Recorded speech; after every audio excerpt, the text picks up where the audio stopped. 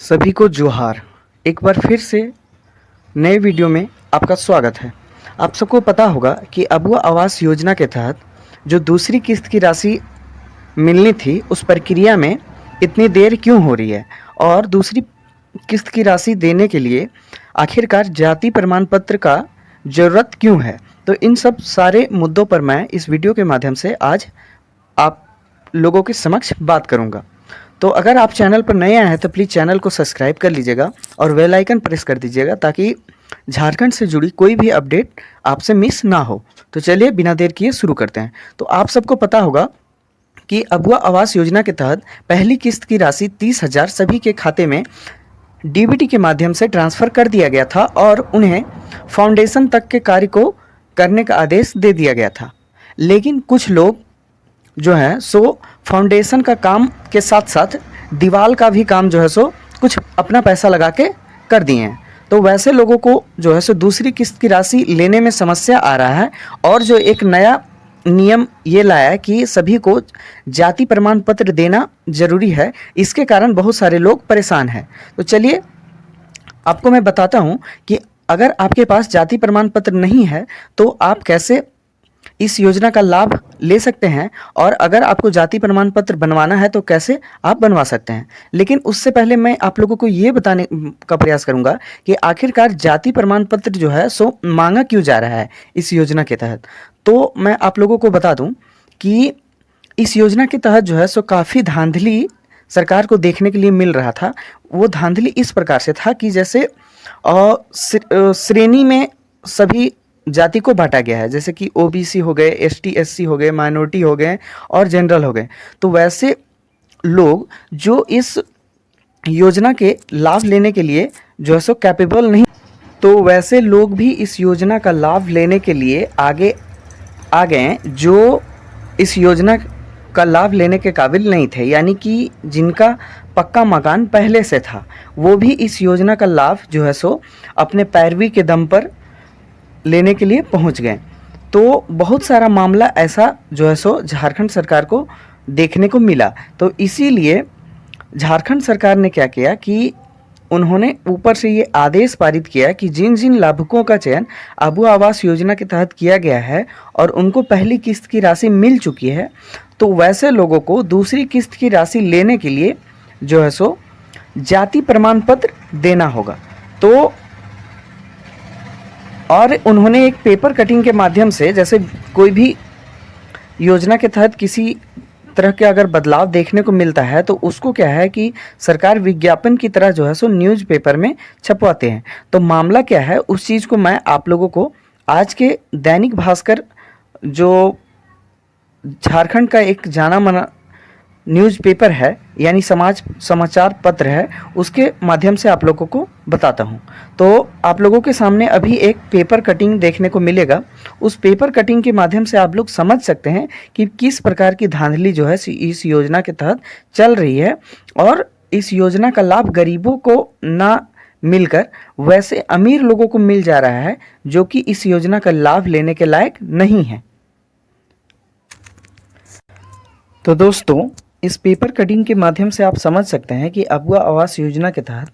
और ना ही सिर्फ अबुआ आवास, किसी भी झारखंड में चलने वाले किसी भी योजना में क्या होता है कि वैसे लोग योजना का लाभ पहले ले लेते हैं जो कि पूरी तरह से जो है सो परिपूर्ण है, यानी कि अमीर हैं। सरकार जो है सो योजनाएं गरीब लोगों के हित में लाती हैं, लेकिन उस योजना का लाभ वैसे लोग ले लेते हैं जो कि सरकारी पदाधिकारियों से, पंचायत सेवकों से और मुखिया लोगों से जो है सो कनेक्टेड रहते हैं, क्योंकि गरीब लोगों को कोई देखने वाला नहीं है। तो इस दैनिक भास्कर की रिपोर्ट के अनुसार आप यहाँ पे देख सकते हैं कि लिखा गया है कि अबुआ आवास योजना के तहत लाभुकों के चयन में जो है सो गड़बड़ी देखी जा रही है। तो चाची में ओबीसी और एससी श्रेणी में सवर्णों को आवंटित कर दिया गया आवास, यानी कि आप सबको पता होगा, आप सबको अगर नहीं पता है तो मैं आप लोगों को जानकारी के लिए बता दूं कि देखिए, झारखंड में किसी भी योजना का अगर आरंभ किया जाता है तो उसमें उस योजना का जो है सो एक तरीके से केंद्र बिंदु ये रहता है कि वैसे लोगों को ज़्यादा इस योजना का लाभ दिया जाए जो कि दबे कुचले हैं,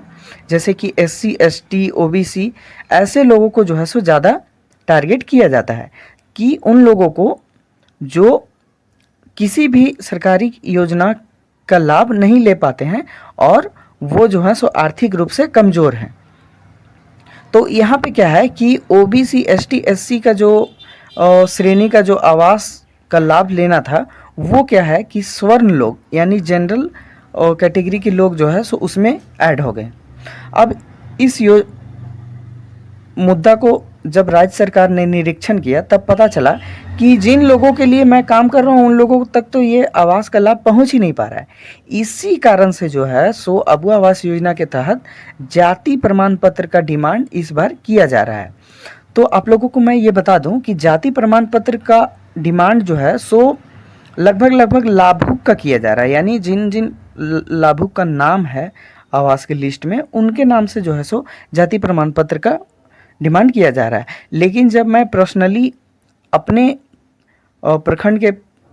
और अपने पंचायत के पंचायत सेवक से मिला तो वो उन्होंने ये इस प्रक्रिया में बात करते हुए ये बताया कि नहीं, अगर जैसे अगर जो लाभुक है अगर वो महिला हैं और उनके नाम से जाति प्रमाण पत्र नहीं बन पा रहा है तो उनके पति के नाम से भी जो है सो जाति प्रमाण पत्र, या उनके बेटे के नाम से या घर के किसी भी सदस्य के नाम से जो है सो जाति प्रमाण पत्र अगर वो देते हैं तो उसमें जो है सो चल जाएगा। और रही बात, बहुत सारे लोगों के मन में सवाल है कि अगर दूसरे किस्त की राशि के लिए जो GOT की प्रक्रिया है अगर हो भी जाती है तो जो पैसा है वो कितने दिनों में आना है। तो बहुत सारे लोग जो हैं सो यूट्यूब पर कुछ भी आके बक देते हैं कि चुनाव के बाद मिलेगा, अभी नहीं मिलेगा। तो मैं आप लोगों को बता दूं कि जो है सो आप किसी भी प्रकार के झांसे में ना रहें। GOT की प्रक्रिया जैसे जैसे जो है सो जिन जिन लोकसभाओं में चुनाव ख़त्म होते जा रहा है, क्योंकि आप सबको पता होगा और आपको नहीं पता है तो मैं बता दूं कि जो पंचायत सेवक रहते हैं यानी कि सरकारी कर्मचारी जितने भी प्रकार के हैं उन सभी लोगों को अभी चुनाव में ड्यूटी दे दिया गया है। और चुनाव का ड्यूटी कितना हार्ड रहता है आप सबको पता है, क्योंकि उसमें वोट का लेखा जोखा रखना रहता है। तो जैसे जैसे जिन जिन लोकसभा क्षेत्रों में चुनाव ख़त्म होते जा रहा है वैसे वैसे योजना के तहत जो है सो वहाँ के सरकारी कर्मचारी लौट रहे हैं और उस योजना को फिर से सुचारू रूप से चलाने का प्रयास कर रहे हैं। तो जिन जिन लोकसभा क्षेत्रों में चुनाव संपन्न हो गया है वहाँ GOT की प्रक्रिया होना शुरू हो गया है और जल्द ही दूसरी किस्त की राशि जो है सो चुनाव की रिजल्ट के पहले जो है सो आप लोग सबके खाते में देखने के लिए मिलेगा। तो आप सब जो है सो बिल्कुल निश्चिंत रहें और डरे तो बिल्कुल भी नहीं, और पैसे वैसे देने की ज़रूरत किसी को नहीं है। आप अपने पंचायत सेवक से अच्छे से बात करें और उनको ये बताएं कि हमको जाति प्रमाण पत्र बनाने में जो है सो समस्या आ रही है, तो आप इसमें जो है सो मेरे परिवार के किसी भी सदस्य का जाति प्रमाण पत्र ले लें, क्योंकि हमको बनाने में समस्या आ रही है। तो उसमें कुछ ना कुछ जो है सो निष्कर्ष निकल के सामने आएगा। और एक और मुद्दा ये था कि बहुत सारे लोग के खाते में जो है सो पहली किस्त की राशि नहीं गई है। अब क्यों नहीं गई मैं बताता हूँ आप लोगों को। मैं चिल्ला चिल्ला के बोल के थक गया था कि पहली किस्त की राशि जब मिलना था उससे पहले, उसके पहले वाले वीडियो में मैंने ये बोला है। अगर आप लोगों को विश्वास नहीं है तो आप वो वीडियो जाकर देख सकते हैं, अभी भी यूट्यूब पे पड़ा है कि अगर आप लोगों का खाता जो है सो सुचारू रूप से चालू नहीं है, KYC हुआ नहीं है, आधार कार्ड जुड़ा हुआ नहीं है, तो कृपया करके अपने नज़दीकी ब्रांच में जाके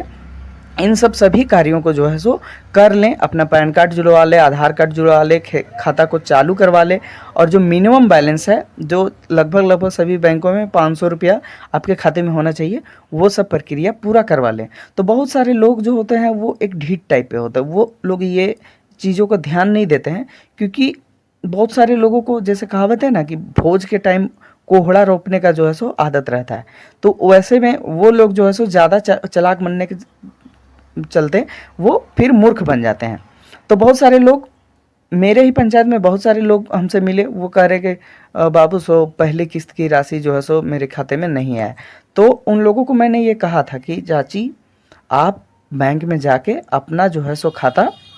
देखते रहिए कि आपका KYC हुआ है या KYC ब्लॉक कर दिया गया है। तो दूसरी किस्त की भी राशि जिन जिन लाभुकों को चयन हुआ है उनसे भी मैं ये रिक्वेस्ट करूँगा कि आप अपने बैंक में जाकर और अपने खाता को चेक करवा लें कि आपका खाता जो है सो प्रॉपर वर्क कर रहा है कि नहीं, केवाईसी कंप्लीट है या नहीं। तो इन सब चीज़ों पर ध्यान दें, तभी आपको किसी भी योजना का लाभ जो है सो बहुत ही आसानी से मिलेगा। नहीं तो फिर